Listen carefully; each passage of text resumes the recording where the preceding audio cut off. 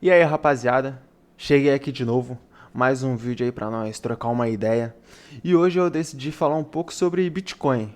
Eu acho que é um assunto interessante para trocar ideia agora, principalmente tendo em vista que o Bitcoin tá nas suas altas, ou seja, bastante gente tá procurando saber sobre, tá procurando formas de comprar, de vender, estratégias para tomar. Será que agora é uma boa hora para comprar Bitcoin?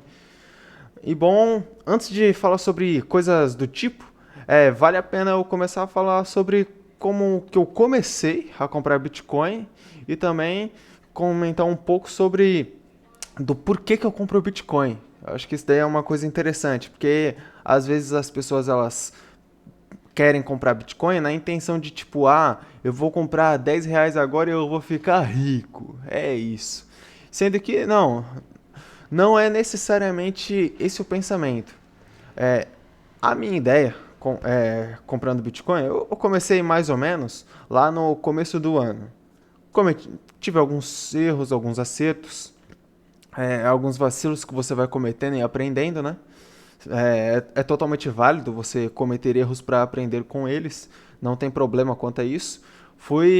Comecei só de teste mesmo, para vendo como eram as taxas na corretora que eu comprava, queria saber como era a taxa de compra e venda, transferência, essas coisas. Mas a questão é que o quê? Sim, comecei a comprar um pouco desinformado, só vi que era uma boa ideia, eu já falei, então já vamos logo de cara lá e pá. Mas eu não tava com uma boa estratégia, né, de início. Mas conforme o tempo foi passando, eu fui estudando mais e acabou que é, eu particularmente acredito que eu já tenho uma boa noção sobre o que eu estou fazendo, sobre o que eu estou comprando. E essa que é a ideia do Bitcoin. Você tem que entender algumas coisas sobre ele. A primeira é o potencial do Bitcoin. O Bitcoin ele tem potencial para te deixar rico, te deixar milionário? Sim, mas não é nem muito por conta dele, é mais por conta do nosso próprio governo, nosso próprio estado, onde a gente vive, que a gente tem uma circulação de dinheiro absurda, né? E a impressão de dinheiro mais ainda. Ou seja, por questão de oferta e demanda, a nossa moeda ela acaba valendo cada vez menos, porque vai tendo muitos reais no mercado, milhares, bilhares, trilhares, trilhões na verdade, né? E por consequência, vai tendo muito dinheiro, pouca coisa para comprar. O que precisa fazer para nivelar esse jogo? Precisa aumentar o preço das coisas. É por isso que, por exemplo, na Páscoa, questão de oferta e demanda, pessoal. Um ovo de Páscoa ele é mais caro, porque se deixar no mesmo preço ou abaixo, não vai ter ovo de Páscoa para todo mundo.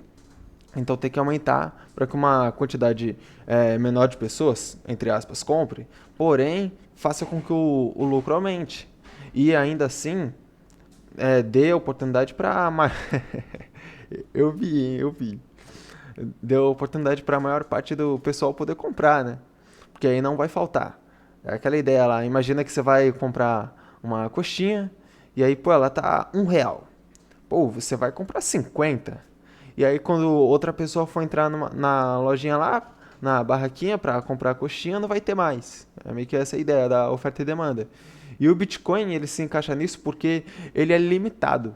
Até 2140 só vão ser produzidos 21 milhões de Bitcoin. Atualmente está em 19 milhões. Não sei informar quanto que já foi comprado de Bitcoin, mas eu sei que é pouco mais de 19 milhões que já foram produzidos. E, e bastante Bitcoin já foi pedido, porque antigamente ele valia muito pouco, valia tipo centavos. Começou a valer tipo R$ 10, pá, tudo mais. O pessoal não tava dando muita moral, porque era meio que uma moeda virtual, viam como uma fraude. O pessoal ficava meio assustado porque achava que ela não ia valer muita coisa porque não tinha um governo que regulamentasse a moeda. Chega até a ser engraçado de você pensar isso. Sendo que o fato dela não ser regulamentada por um governo já é o que torna ela poderosa.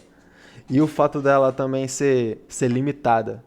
Ou seja, conforme o tempo vai passando, vai diminuindo a quantidade de bitcoins que você vai podendo comprar.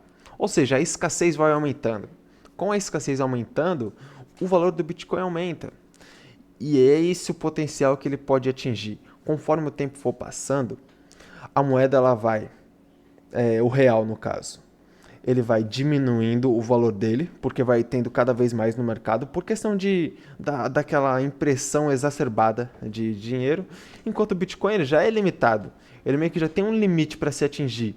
E aí, conforme mais pessoas forem comprando, tendo acesso a essas informações, maior o valor dele vai sendo adquirido pela própria propriedade dele e pelo próprio nosso próprio valor, né? O nosso próprio real, a nossa moeda fiat, que vai se desvalorizando com o tempo. É meio que uma ordem onde a nossa moeda desvaloriza e o Bitcoin ele valoriza. E é exatamente isso que eu estou fazendo. Eu poderia estar fazendo trading, por exemplo, né, para ter alguns pequenos lucros, mas eu acho que isso daí é um risco que eu particularmente não tenho muito interesse em correr.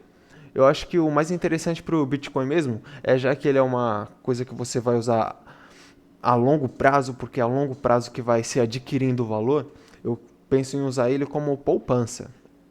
E eu acho que essa que é uma das partes principais do Bitcoin. Você olha para ele agora, mas você pensa em gastar ele tipo 5, 10, 15, 20 anos, por exemplo. Quando você. E até, né? Tipo, daqui a todo esse tempo, talvez até menos, depende de como que vai acontecer, né? As coisas com o passar dos anos. Mas tem sim um potencial do Bitcoin acabar dominando o mundo e grande parte das coisas aceitarem Bitcoin. Você vai ir para um mercado e aí eles vão poder usar a rede Lightning, por exemplo, é, que está na blockchain, né?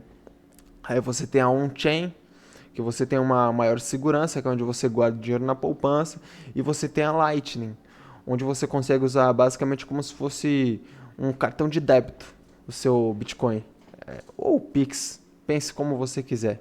A ideia é que essa é a Lightning, onde eu acredito que vai fazer com que o Bitcoin ele seja bastante usado.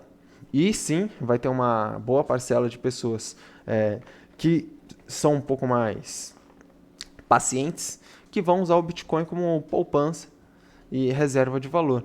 E essa está sendo a minha maior intenção com o Bitcoin atualmente. Eu tenho comprado com o passar do tempo cerca de 25% a até no máximo 50%. Eu acredito que essa daí é uma média boa, porque eu moro com a minha mãe, como vocês viram ela passando por aqui, né? Então eu não tenho muita coisa com o que gastar. Do que eu pego, eu não vou sentir muita falta em deixar uma parcela guardada. Só que tem uma diferença entre você deixar guardado, por exemplo, na sua carteira e você deixar esse dinheiro guardado em Bitcoin. Quando você deixar guardado na carteira, a moeda ela continua se desvalorizando, diferentemente do Bitcoin. Claro, ele tem as suas quedas absurdas, posso mostrar aqui um gráfico mostrando isso, mas sim, a tendência é que ele valorize cada vez mais. É só você pegar uma nota de R$ 20 de 10 anos atrás, 15 anos atrás. Você acha que dava para comprar a mesma coisa que antes? Acredito que você já tem essa noção de que não. E aí, rapaziada, queria trazer aqui o gráfico para vocês terem uma noção mais visual de tudo isso daqui que está acontecendo com o Bitcoin. Você pode ver que atualmente ele está valendo 520 mil, basicamente, né? Tá tendo uma volatilidade até que bastante alta, mas isso daqui é padrão Bitcoin, não tem muito o que fazer com relação a isso. Você tem aquela ideia básica de quando tá aqui na baixa é, você vai comprar mais Bitcoin, quando chegar aqui na alta você tende a vender ou simplesmente esperar cair para comprar mais, ou comprar mais aqui, porque vai saber se daqui sobe muito mais, né? Mas você pode perceber, ó, isso daqui é no período de um dia, no período de uma semana. Olha como a volatilidade aumentou bastante. Nessa última semana, o Bitcoin estava bastante instável, né? Estável, na verdade. O que rolou aqui, ó? Durante um mês.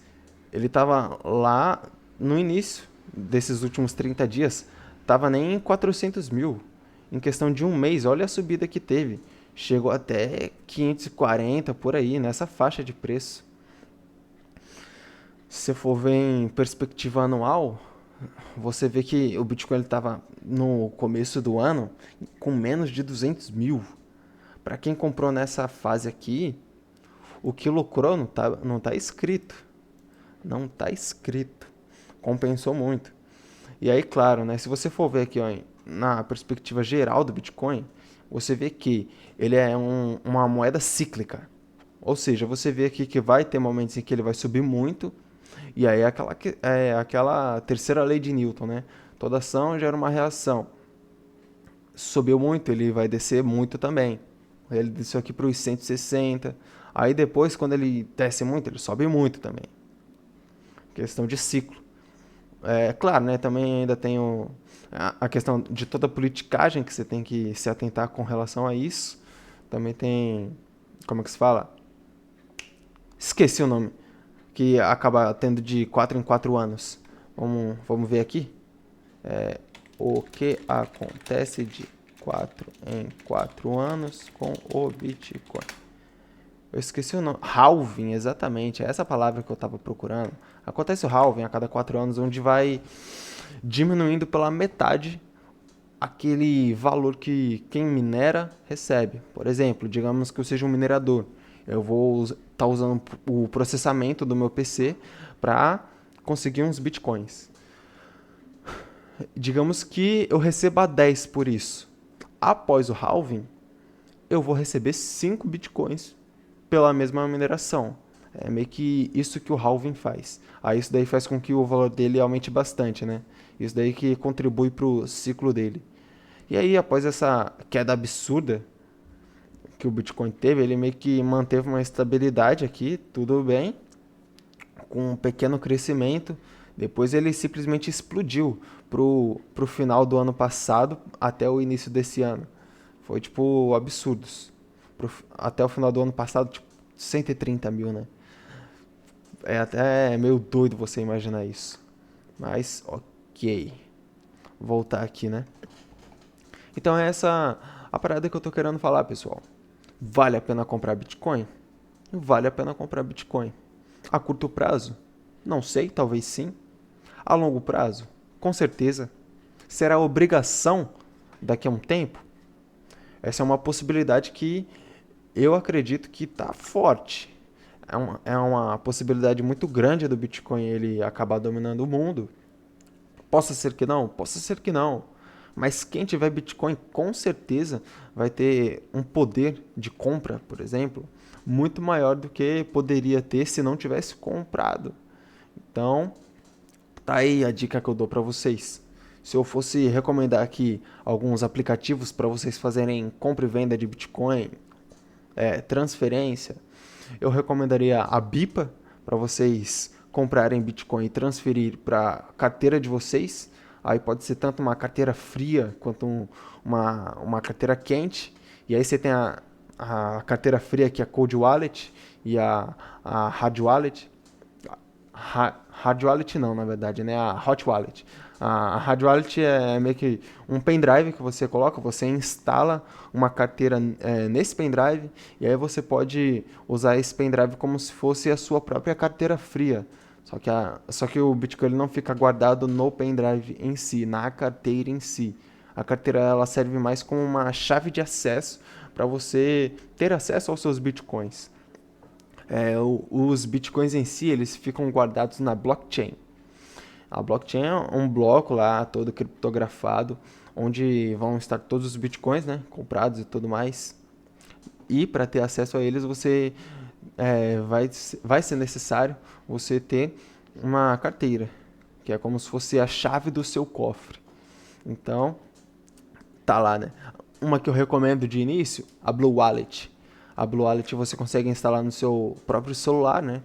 E aí você tem uma como que eu posso dizer, uma dialética muito boa no aplicativo. Você consegue ver que são coisas muito claras, não tem muita complexidade. Então, essas são as minhas recomendações, o meu ponto de vista a respeito disso. Acredito que eu posso ter ajudado alguém com isso, mas deixem aí nos comentários que vocês acham sobre, se vocês mesmos têm alguma dica, ou se querem trocar alguma ideia a respeito desse assunto. Se quiser que eu possa falar mais nos próximos vídeos também, posso estar fazendo isso. Não tenho nenhum problema quanto a isso. Na verdade, eu acredito que a maior parte dos vídeos que eu vou fazer vai ser sobre Bitcoin, que eu acho que vai ser um assunto que é bom martelar bastante, né? Principalmente porque ele está atingindo seu ápice. Daqui a pouco o Bitcoin ele vai ter uma queda muito grande também. Já tem que deixar isso bem claro. E quando ele tiver essa queda, a maior probabilidade é que muitas pessoas vão parar de falar sobre Bitcoin. Tipo, agora que eu estou perdendo dinheiro, é melhor eu nem falar, porque aí vão começar a me zoar, coisa do tipo, sei lá. Mas não, é nessas horas aí que se mais tem que falar. Porque é como se você estivesse comprando Bitcoin com desconto. O Bitcoin que você já comprou. Agora foca nos que você ainda pode comprar. Então, é isso, rapaziada. Já finalizando o vídeo por aqui. Tamo junto e é nóis.